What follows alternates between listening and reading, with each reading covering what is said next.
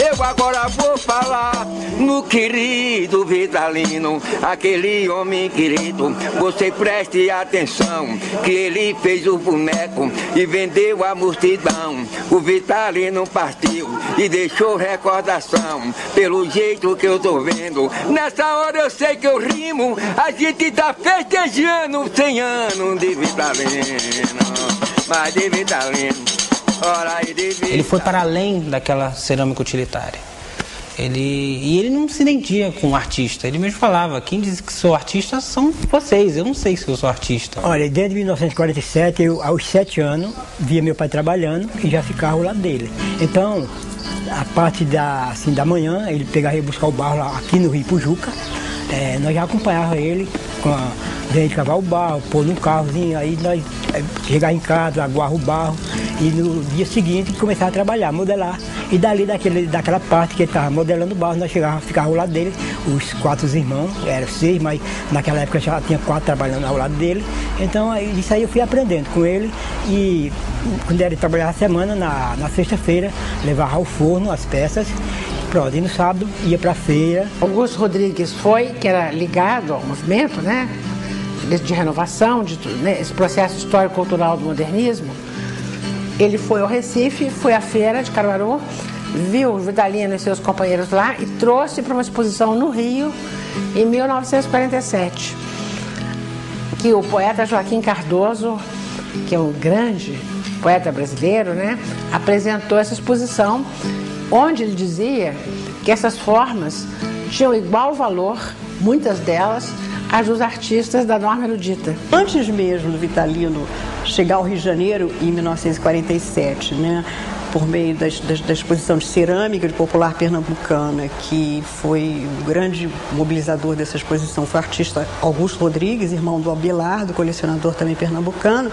Antes disso ele já era conhecido, o Gilberto Freire fala dos bonecos de barro em 1926. A grande viagem do Rio de Janeiro para ele, que eu acho que foi a viagem que ele mais, se divertiu muito, bebeu muito, tocou muito pífano e recebeu a medalha Silvio Romero como reconhecimento perante a obra, que foi a única condecoração que ele recebeu em vida. Foi recebido só não pelo presidente da República, mas por o governador do estado da Guanabara, por intelectuais, o Ari Barroso que cantou no leilão das obras dele. Então, e ele chegou é a primeira vez que ele viu uma onça na vida dele, não conhecia, quando ele vai no Jardim Zoológico, quando ele vê o Maracanã, tem uma foto fantástica, ele olhando aquele estádio de futebol imenso. Ele foi para o Rio através de amigos, que começou a ser conhecido, porque meu pai trabalhou de 1915 até 1948, o conhecimento era muito pequeno. Então, quando ele chegou a viajar já para o Rio, São Paulo, Brasília, através de amigos aqui de Caruaru, que já via lá, então mas ele deu continuidade aos seus trabalhos, porque ele trabalha com 118 qualidades de peças diferentes, e não deu mais nem tempo para ele criar mais. E além de tudo isso aí, ele era músico também. Ele acompanhava, tocando pífano, fazendo parte nas rádios, das emissoras daquela época já.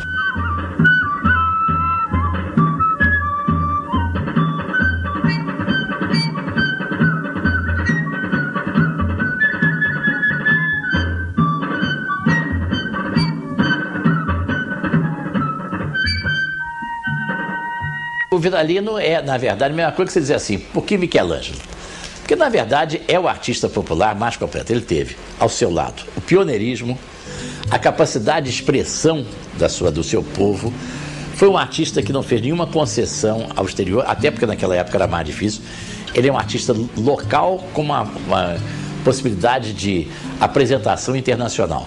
Você vê uma figura do Vitalino, em qualquer lugar você sabe aquilo é um Vitalino. No entanto, ele não perde a sua origem de um artista nordestino, do interior, com a temática local. E o Vitalino tem uma coisa que só o grande artista se permite. A leveza da harmonia de um lado e de outro lado da própria crítica social.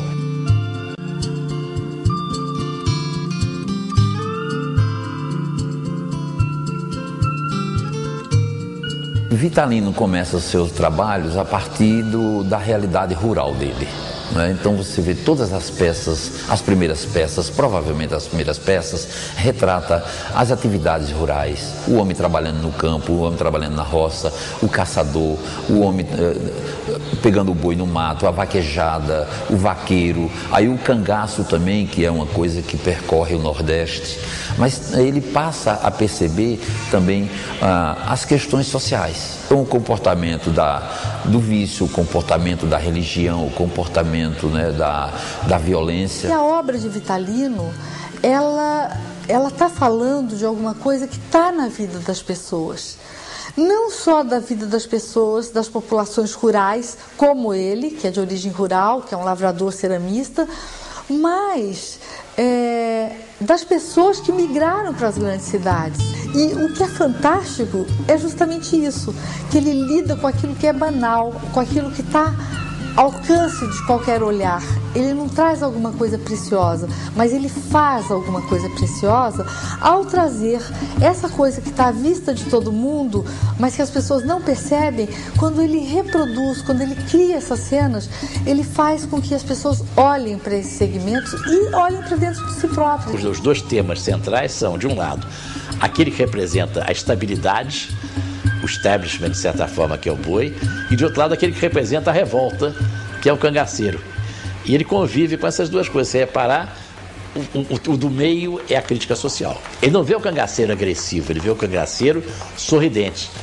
Ele não tem um cangaceiro atacando, não tem, você não vê isso. Agora você vê o cangaceiro armado, mas hierático. Era justiceiro, um justiceiro que nunca tirava dinheiro do pobre, tirava dinheiro do proprietário, tirava dinheiro de quem tinha, né? Ele não ia em cima do despossuído, ele não ia em cima do pobre.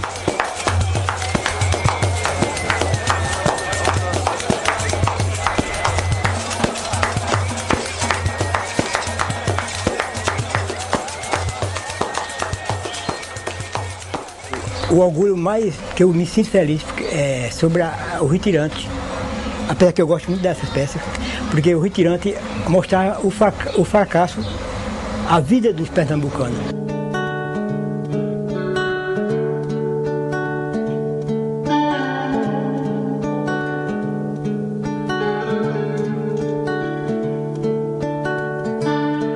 Pernambuco hoje é uma maravilha. Então aquela peça, ela retratou e levou talvez ao político, que ele viu a vida do nordestino. Então nós temos tudo isso hoje. Meu pai retratou, Luiz Gonzaga cantou e decantou, mostrou a história, descobriu Pernambuco. Hoje nós temos um dos estados do Brasil, dos melhores estados, que é o nosso Pernambuco. Quando eu vim do sertão, seu moço do meu bodocó, a malota era um saco e o cadeado era um nó. Só trazia a coragem e a cara, viajando num pau de arara. Eu penei, mas aqui cheguei. Sabemos que a nossa sociedade nordestina é muito preconceituosa em várias situações. E se cria também tipos, né, estereótipos a partir dos valores da religião, da cultura. Então ele colocou um homem branco dançando com uma mulher negra e ele, né, não encosta na mulher, ele fica um pouco distanciado e com um lenço branquinho cobrindo o nariz, né? Então não sei o que ele, se ele está gripado, ele estava querendo proteger a menina que estava dançando com ele, ou então representar o preconceito que ele tinha em relação à negra.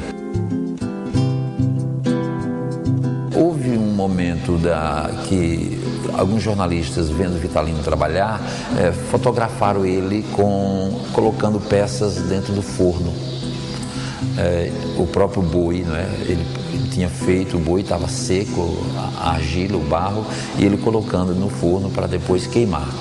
E essa foto foi entregue para ele.